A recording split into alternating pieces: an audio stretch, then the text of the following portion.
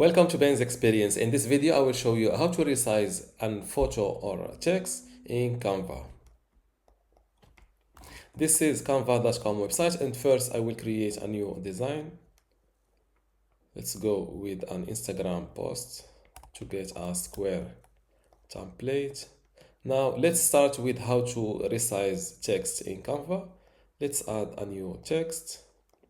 Now to resize this text, you have two options. You have to use these minus and plus icons, just like that.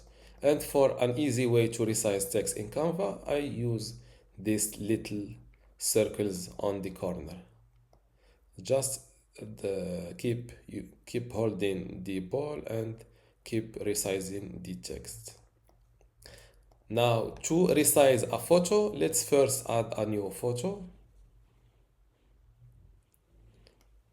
Let's use this, or let's add this photo.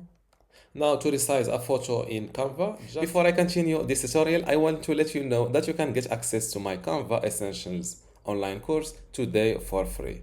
Inside this course, you will learn many things, including how to get started with Canva, basic Canva operations like how to add text, how to add a background, how to add an audio, video, etc.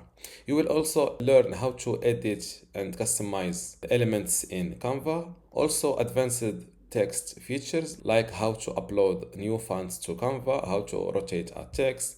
You will also learn image editing techniques like how to crop an image, how to flip an image, etc. Plus animation and video editing, creating specific designs, for example, how to make a YouTube thumbnail, team collaboration and exporting, and tips and tricks. If you want to get access to all of this today for free, and also these other courses available in my university, just go to this link, university.bensexperience.com, link in the description. Without any further ado, let's continue our tutorial. To resize a photo in Canva, you can use the same thing. Select the ball on one of the corners and you can make the photo smaller or bigger.